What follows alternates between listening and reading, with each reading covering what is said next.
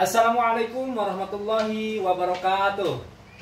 Alhamdulillah, pada kesempatan hari ini kita bisa berjumpa kembali dalam pelajaran fikih. Baiklah anak-anak sekalian, pada kesempatan hari ini kita akan belajar tentang sholat berjamaah.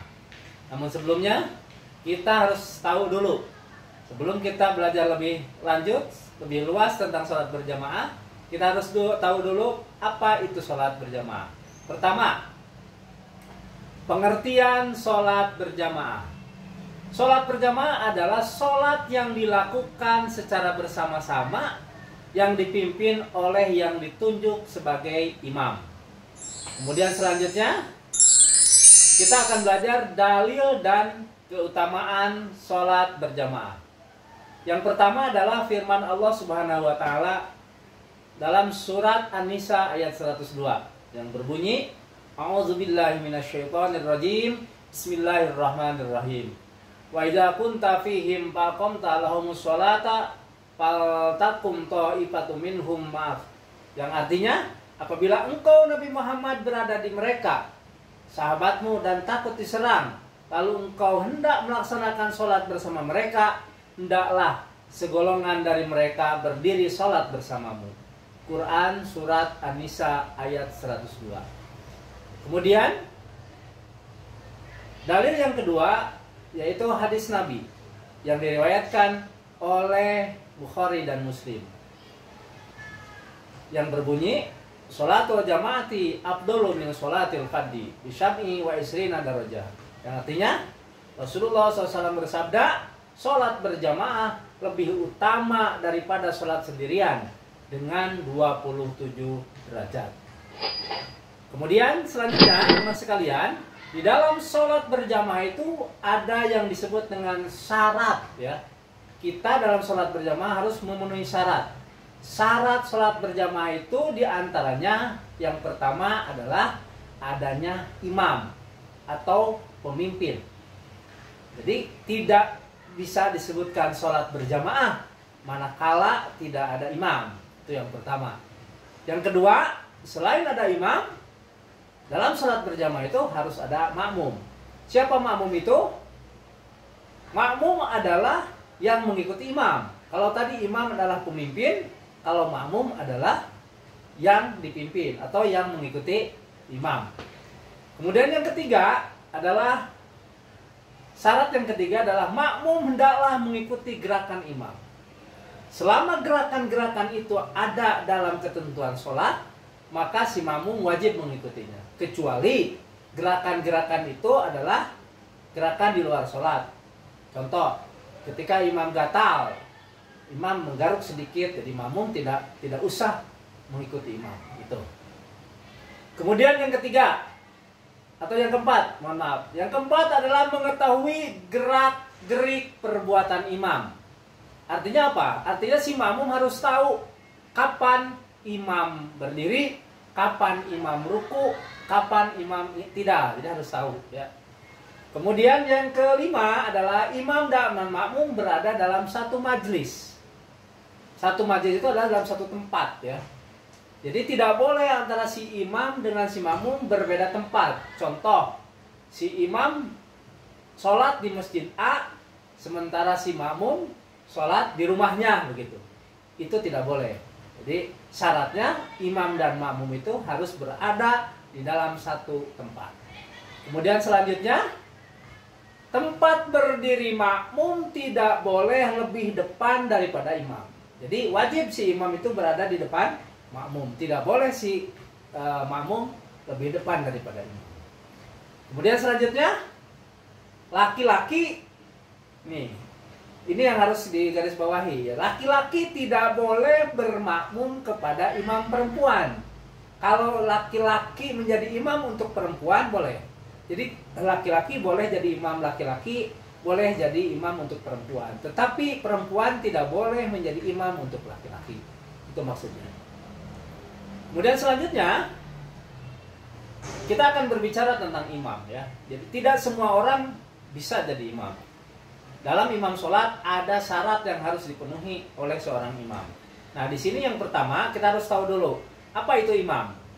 Imam itu adalah orang yang memimpin sholat berjamaah. Ya, sekali lagi, imam itu adalah orang yang memimpin sholat berjamaah. Nah, seorang imam harus memiliki atau harus memenuhi syarat. Apa syaratnya? Yang pertama adalah imam sudah baligh. Artinya bahwa imam tidak boleh dari anak kecil yang belum baligh. Sebagaimana diketahui dalam ilmu fikih, laki-laki batasan baligh itu adalah usianya 15 tahun atau sudah mimpi. Perempuan 9 tahun atau sudah haid, gitu ya. Kemudian yang kedua, syarat imam itu adalah fasih dan hafal dalam bacaan sholat. Tidak boleh mengambil imam yang tidak hafal bacaan sholat. Oke, yang ketiga adalah imam bukan orang yang dibenci oleh makmum. Jadi syarat yang ketiga, tidak boleh mengambil imam orang yang dibenci oleh makmum.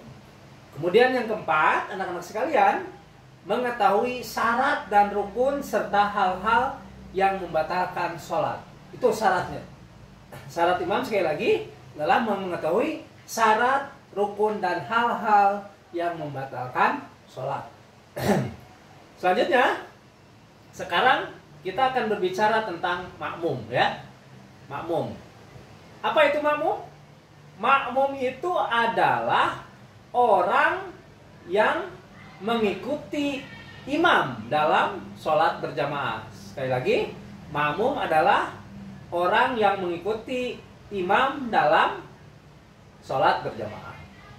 Sama dengan imam, makmum juga ada syarat-syarat yang harus dipenuhi. Yang pertama apa? Seorang makmum wajib berniat mengikuti imam.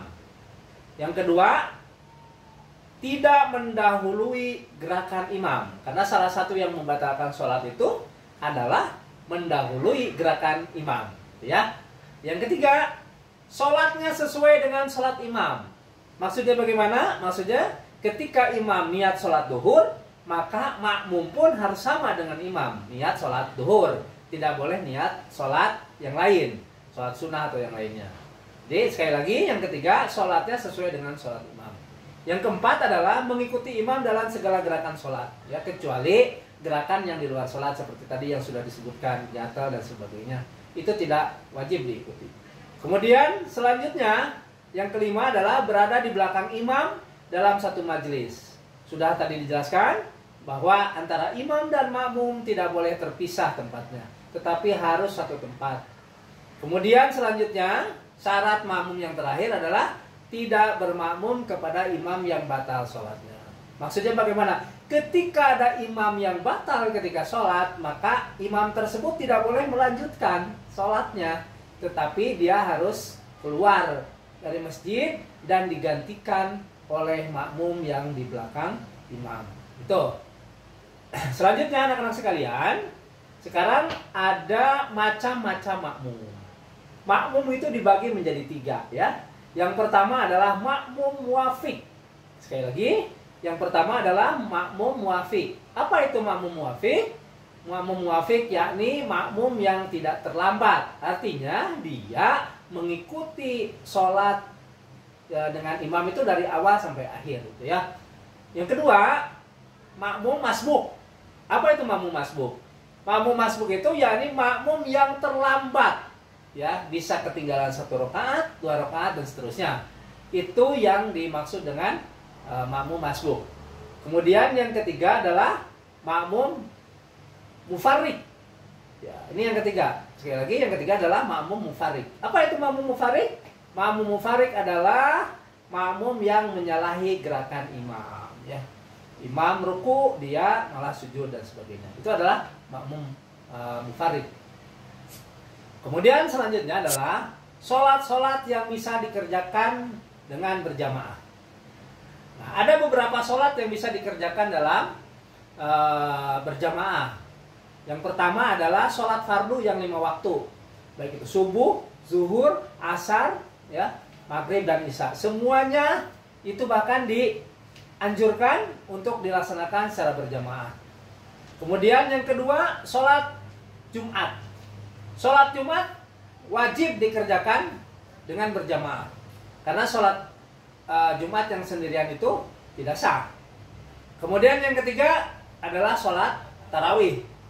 Meskipun itu sholat sunnah, tetapi lebih afdol, lebih bagus dikerjakan dengan berjamaah. Kemudian yang keempat adalah sholat Idul Fitri dan sholat Idul Adha. Kemudian selanjutnya sholat jenazah. Yang keenam sholat istisqa atau meminta hujan.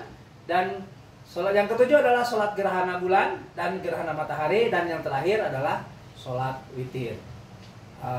Barangkali itu saja yang dapat Bapak mohon maaf. Barangkali itu saja yang dapat Bapak sampaikan pada kesempatan hari ini. Kurang dan lebihnya mohon maaf. Wallahul muwaffiq ila aqwamit thoriq. Assalamualaikum warahmatullahi wabarakatuh.